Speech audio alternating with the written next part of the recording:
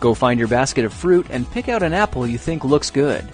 Now, using a sharp cutting knife, carefully cut the apple at a slight diagonal so that it slices right through the center of the apple core.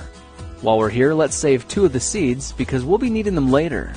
Now that we've got our 2 halves, let's take the side that still has the bottom attached and place it face down on a cutting board. We'll need to place 2 butter knives perpendicular with the top and bottom of the apple.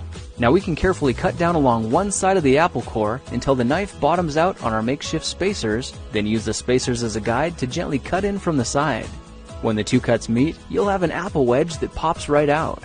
And while we're here, let's cut a piece from the other side the same way. Now our goal with these is to cut out 3 more L-shaped wedges about a 1/4 inch thick.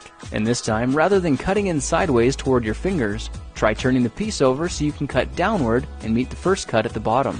Now with a little wiggle, a new apple wedge should break free. If you repeat the process 2 more times, then stagger the pieces back together, the effect is a beautifully layered wing. Now just cut the other piece the same way, and your swan's body should look like this. To make a place for the head, all we need to do is carefully cut into the front of the body and gently lift the pieces out to reveal a clean and fairly deep groove. At this point, we can go ahead and grab the other half of the apple and place it between the butter knives like before. But this time, we're just going to use them as spacers to cut an even slice off the bottom. You can see that repeating this process 3 or 4 times gives us a nice variety of shapes and sizes.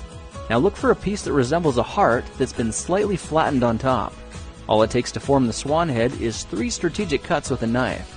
I made 1 angled cut to form the head, a horizontal cut to form the neck, and 1 slanted cut at the bottom for the base.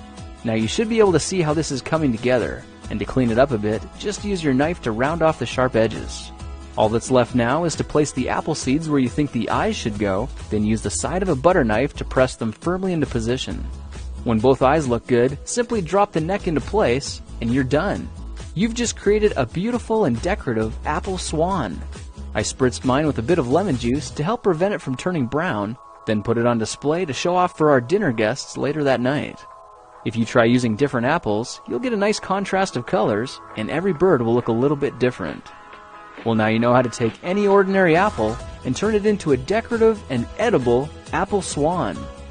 If you like this project, perhaps you'll like some of my others. Check them out at thekingofrandom.com.